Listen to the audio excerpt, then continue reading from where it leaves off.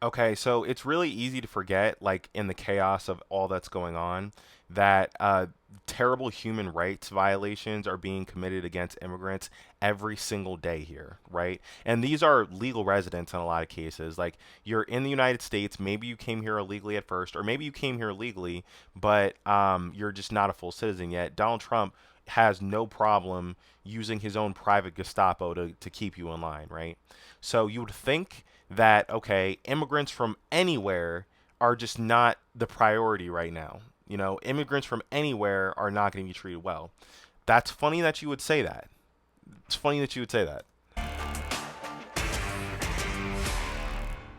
One group of refugees are receiving a warm welcome from the Trump administration. A stark contrast, as most refugees have been halted from entering the US. The exception? White South Africans. They are set to land in the US today. And these Afrikaners, white descendants of primarily. I know it's not, but the term Afrikaner has always like sounded like a slur to me. Like an Afrikaner, you know? Maybe it's like the canner part, you know. I don't know. Dutch colonizers have been singled out favourably by this administration. President Trump is claiming they are victims of racial discrimination. He says they're being persecuted by their black-led government because of their race. As a reminder, Who? What does he care? What does he care? Because like the thing is that I don't understand. It's like the conservative project at this point in time is really trying to push the idea that I don't need to care about your feelings. Um, if you're from a country that does bad stuff to you, then sucks for you, right? That's the policy. So like, why do we have to come rescue these guys? Because they're white? I mean, I mean, not to make everything a race issue here, but it's like there's really no other explanation for it. South Africa was controlled under apartheid rule for decades by its white minority. Under that system, Decades. black South Africans were denied basic rights. Yeah, and by the way, like there was an apartheid there, right? So these same, maybe not these same guys, right? But these white South Africaners are descended from a tradition that did a lot more discrimination that the South Africaners are currently experiencing themselves, right? Um, Most of the time, people are just afraid that you'll do to them what they did to you. That's why they're fleeing so desperately here, and Trump is loving it. He doesn't care. That system came to an end in 1994. And the current South African government is hitting back hard against Trump's allegations, saying it's completely false. They say Afrikaners are some of the richest and most successful people in the country. White House Chief of Staff Stephen Miller commented on the situation. Let's take a look. And that's the thing too. It's like some of the most privileged people. And look, I'm not going to pretend to be an expert on South African politics, right? Or African politics in general. You need 3 degrees to even keep up with all the stuff that's going on in that giant ass continent, right? But um, even I know, even I know that there was a power imbalance that's not that old in Africa, right? In South Africa specifically, it's going to take a little bit more than a couple of progressive policies to flip into full on discrimination to the point where even like the most deport happy nation on earth is willing to take them in. There's ulterior motives.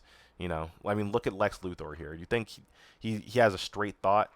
Hell no. Happening in South Africa fits the textbook definition of why the refugee program was created. This is persecution based on a protected characteristic, in this case, race. Others are hitting. You know how many instances there are of people getting discriminated against because of their race all across the world? Like just so many legitimate cases. Even if you wanted to like exclude the United States from that, right? There's so many nations where you can make that argument, but it's like we're not helping those people. We're helping South Africans. Why? Because the shadow president is South African, and he probably just wanted to get that done. And Trump says, "I don't care." And Steve Miller, Lex Luthor over there, like he has much bigger dreams than just Donald Trump's presidency. He seems pretty young and just full of evil. He's like Machiavelli or something, just even more of a dweeb. Back on those claims. Journalist Jamail Hill writes on X today, white people own 72% of the private farmland in South Africa, despite being only 7% of the population. Do with that information what you will. What's going on or disagreement, and the white South Africans want to come here. Why is that not a desirable outcome to make the country more peaceful? The issue is the double standard of prohibiting entrance to the United States. Here's the other thing too. I don't care if they come here, right? Like, I don't care if they come here. I don't even care if they're like racist. Like, to be honest, like, I would prefer we don't export racist people here. But, you know, I also believe in the First Amendment.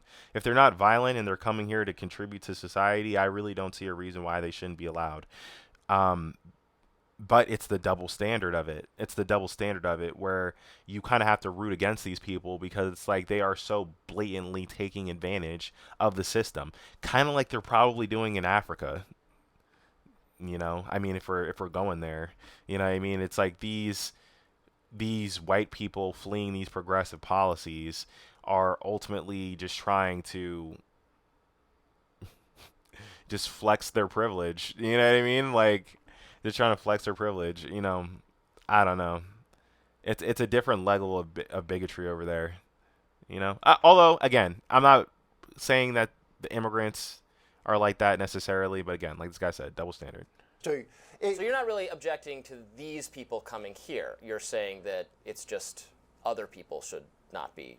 Yeah, it is a selective application of policy that seems to me, and I'm generally reluctant to make these arguments, but in this case, it seems to me the obvious common sense conclusion is it is done as a sort of appeal to white American racial grievance. Yeah, it's so obvious too. It's so obvious too. And it's like the Trump administration is no stranger to dog whistling. Like, you know, to the point where it's not even really dog whistling. You're just whistling. Like, you feel me? It's like January 6th rioters go free, okay?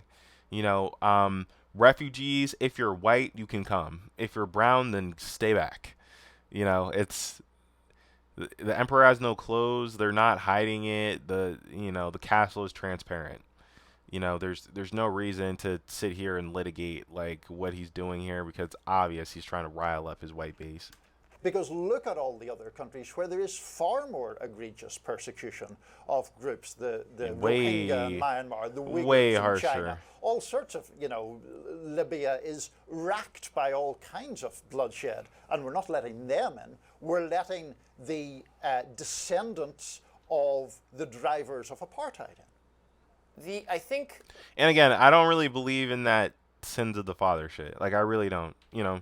And I don't want you guys to call me the C word, you know, the raccoon word, but you know, just in an effort to be charitable, I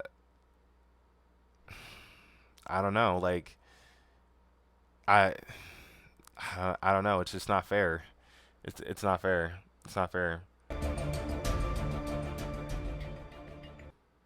White South Africans were admitted into the United States.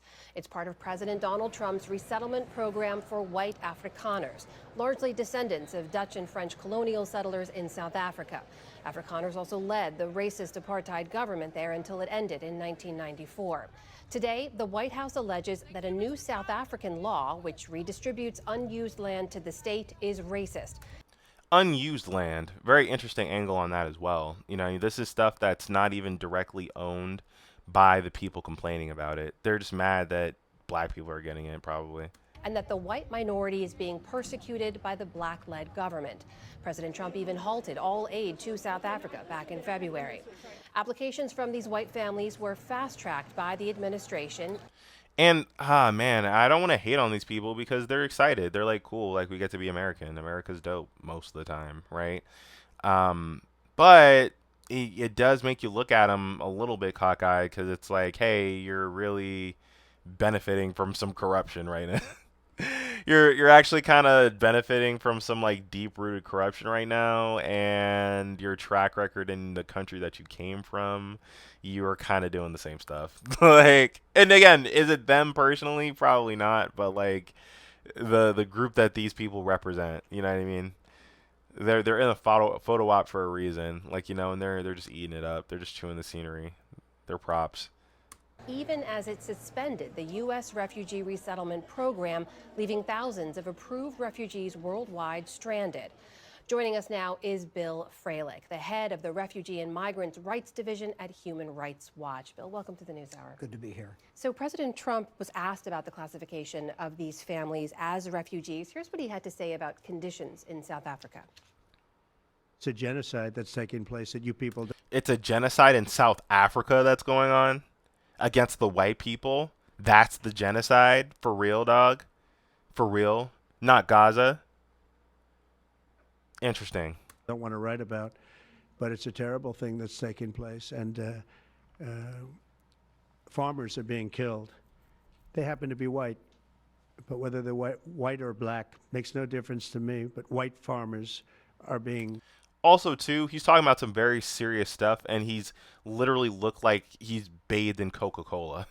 Like, he looks dumb. He looks dumb. He looks dumb.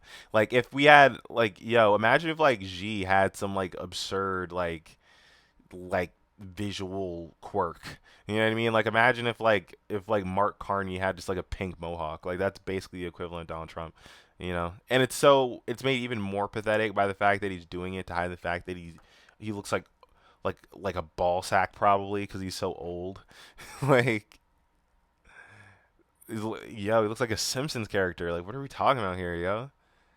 Will people take him seriously? I look less ridiculous than him, and look at me. Brutally killed, and their land is being confiscated in South Africa. White farmers being brutally killed, their land being confiscated. What do you make of these allegations of white genocide, as the president has said, as we know Elon Musk has said before, and the classification of these families as refugees? Yeah. Well, this is not factually supported from any of the information that we've seen.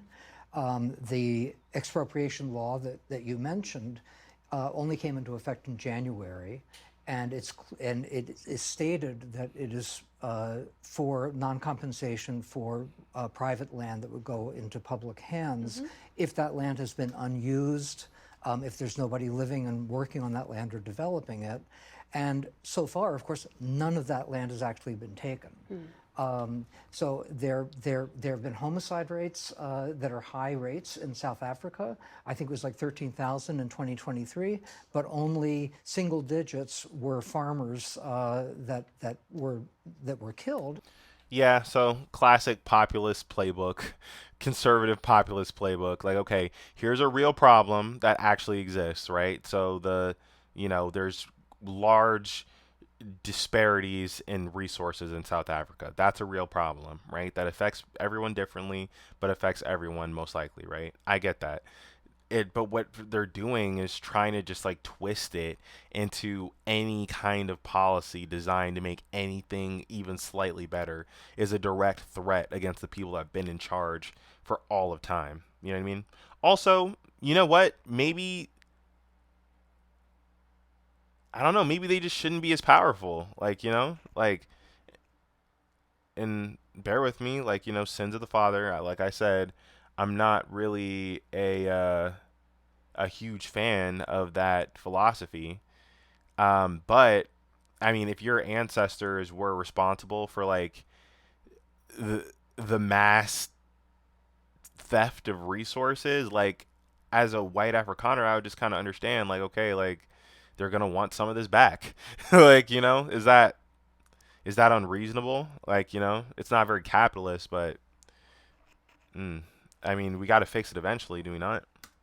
Now, you don't want anyone to be killed, and I don't want to disparage any one person's story, but we don't have the phenomenon of people fleeing the country as we do with refugees all over the world. There are about 38 million refugees in the world who, by definition, are people who've crossed an international border because they're fleeing persecution, they're fleeing war, they're fleeing conflict. And there are no Afrikaner refugee camps. The UN High Commissioner for Refugees didn't refer any South Africans of any background, of any race, of any language for resettlement in the last year. So, like, there's literally no empirical proof that there's any kind of crisis going on with them whatsoever. You know, so like when MAGA like tries to like throw out their arguments about how bad it is for a white South African, just remind them like, hey, so there's no like literally no respectable organization recognizes South Africaners as being under any threat whatsoever. You know, the facts matter, the truth matters. Like it's just objectively not true. So this is something really new and different from anything we've seen. And the families who arrived today were approved in a few months' time. We understand they were flown over on a State Department chartered flight. Is that the usual process for refugee resettlement? No, I mean, one, you often have refugees that have spent years and years in refugee camps, and then, you know, out of the millions of refugees in the world, less than 1% are ever even referred for third country resettlement. They have exhaustive vetting, security screening, health screening, screening to make sure that they actually do have a well-founded fear of being persecuted. And that's the other thing that Trump has really achieved with his years in office, where it's like he's really having us second guess basic facts. You know what I mean? It's just basic facts are like just contested constantly. You know, it's not like the borders aren't porous. It's not easy to become an American citizen. It's actually very hard. If you know anyone that was ever naturalized, like they'll tell you like how hard it is, how hard they have to work, you know, and how little margin for error there is. You know what I'm saying? Like one of my best friends from high school, I was a British immigrant, and she would tell me all the time like immigration is scary. You know, it's not easy. And she was white as hell. She was white as hell. You know what I mean? She was the kind of person that America wants to immigrate over here. You know, so I don't know.